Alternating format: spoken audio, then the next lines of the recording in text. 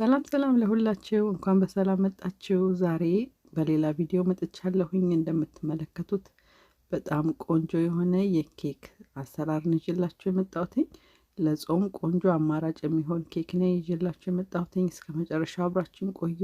እኔ እንዴት አድርጌ እንደሰራሁት የሚያሳይ ቪዲዮ ነው። እንግዲህ ወደ አሰራሩ ይሄዳለሁ። በመጀመሪያ እንደምትመለከቱት ግማሽ ኩባያ የሚሆን ዘይት እጠቀማለሁኝ። እዚህ ጋር እንግዲህ ምንም አይነት እንቁላል ወተትም ስለማንጨምር ዘይት ትንሽ ጨምር አድርገን መጠቀም ያስፈልገናል። ሌላው አንድ የሾርባ ማንኪያ ቫኒላን የተጠቀምኩትኝ ጣዕሙን በጣም ቆንጆ ያደርግልናል። ሌላ በመቀጠል እንግዲህ አንድ ኩባያ ከግማሽ የሚሆን ውሃ ጨምራለሁኝ። ከዛ በኋላ ግማሽ ኩባያ የሚሆን ስኳር ነው ያደረግኩትኝ። እሱን አንድ ላይ አድርገን እንደዚህ በደንብ አድርገን እንቀላቅለዋለን። በደንብ መቀላቀል አለብን። መጀመሪያ ዱቄታችንን ከመጨመራችን በፊት እንደምታዩት እንግዲህ እኔ በሃንድ ሚክሰር አድርጌ እንደዚህ እየደበላለኩት ነው። እናንተ ደግሞ ባላችሁ ነገር አድርገን፣ ዋናው በደንብ ለመደበላለቅ የሚያስፈልገን። በመቀጠል እንግዲህ ዱቄታችንን እናደርጋለን። ዱቄቴን 2 ኩባያ የሚሆን ዱቄትን የተጠቀምኩትኝ። 2 ኩባያ የፍርኖ ዱቄት ተጠቅሜ ያለሁኝ። እሱን አድርገን ደግሞ አንድ ላይ እንቀላቅለዋለን። ከዛ በፊት ግን 2 የሾርባ ማንኪያ የሚሆን ቤኪንግ ፓውደር ተጠቅሜ ያለሁኝ። ቤኪንግ ፓውደራችንን አድርገን በደንብ አድርገን እንመታዋለን። በአንድ ሚክሰራችን በደንብ አድርገን እንቀላቅለዋለን ማለት ነው። እንደምታዩት እንግዲህ እኔ በደንብ አድርጌ በዚህ መልኩ ቀላቅለዋለሁኝ። ትንሽ ውሃ ግን በመሃል ጠብ ጠብ እያደረግኩኝ ትንሽ አቀጥነዋለሁኝ። የወፈር ስላለብኝ በጣም በትንሹ ውሃ አድርገን ሊጣችንን በደንብ አድርገን ማዋሃድ አለብን። በደንብ ከተዋሃደልን በኋላ ትንሽ ቀጠን ያለ ቢሆን ቆንጆ ነው። ያው እንደምታዩት እኔም ውሃ ትንሽ ጠብ እያደረግኩኝ እያቀጠንኩት ነው። ቅጥነቱ ምን ያህል እንደሆነ በኋላ ላይ ያሳያቸዋለሁኝ። በደንብ አድርገን ግን መቀላቀላችንን እንደዚህ መቀላቀል አለብን። እንደምታዩት በደንብ አድርጌ ቀላቅዬ ጨርሻለሁኝ። በዚህ መልኩ ቀጠን ያለ በዚህ መልኩ ሲሆን በመጋገሪያችን ውስጥ አስገባለሁ ማለት ነው። መጋገሪያ ሳህናችንን እንግዲህ ዘይት በደንብ አድርገን መቀባት አለብን። ሌላው ደግሞ እዚህ ላይ ከፈለግን ዱቄት ማድረግ እንችላለን፣ ወይም ደግሞ የመጋገሪያውን ወረቀት ከስሩ ማድረግ እንችላለን። ይሄንን ስናደርግ ታዲያ ኦቭናችንን በ350 ዲግሪ ኦን ማድረግ አለብን። ኦን ሆኖ በደንብ በጋለ ኦቭን ውስጥ ነው ማስገባት ያለብን እና እሱን ኦን ማድረግ በዚህ ሰዓት እንዳንረሳ።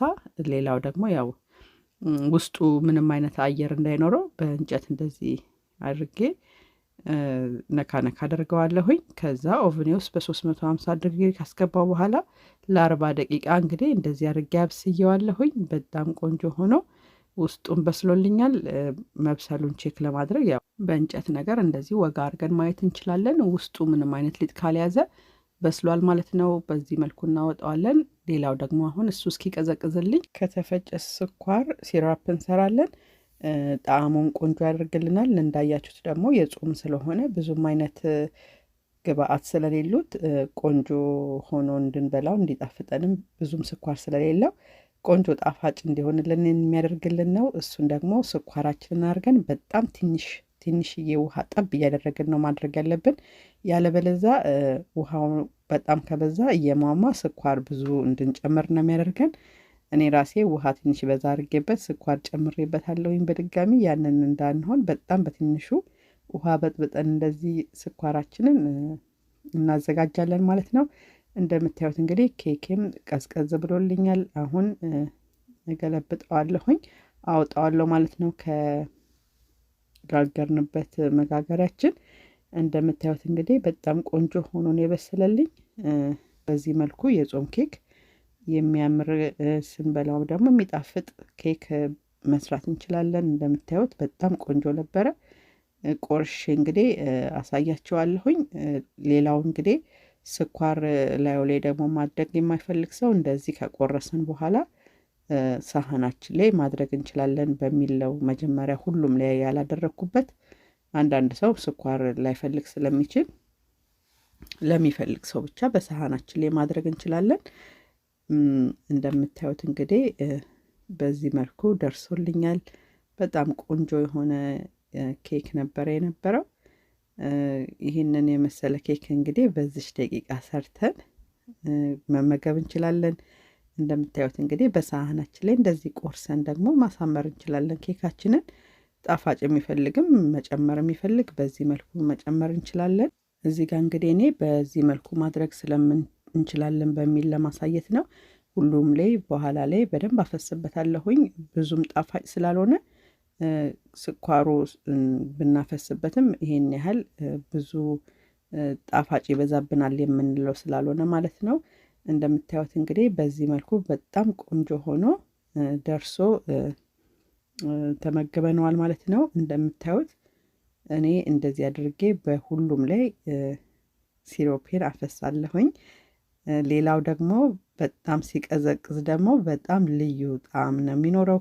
በተለይ ቀዝቀዝ ሲል በንጋታው ከሻይ ጋር ከቡና ጋር ልንበላው የምንችለው የቡና ቁርስ ሊሆንን የሚችል በጣም ቆንጆ ጣፋጭ አማራጭ ይሆነናል ብዬ ነው ይህንን ቪዲዮ ይዤላችሁ የመጣሁት። በጣም ቆንጆ በአጭር ሰዓት የምንሰራው አማራጭ የጾም አማራጭ ነው እና እናንተም በዚህ መልኩ ሰርታችሁ ሞክሩ ትላለሁኝ።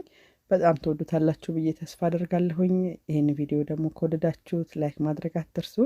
አዲስ ከሆናችሁ ሰብስክራይብ በማድረግ ቤተሰብ ይሁኑ። በቀጣይ ቪዲዮ እስከምንገናኝ ሰላም ሁኑ። ባይ ባይ።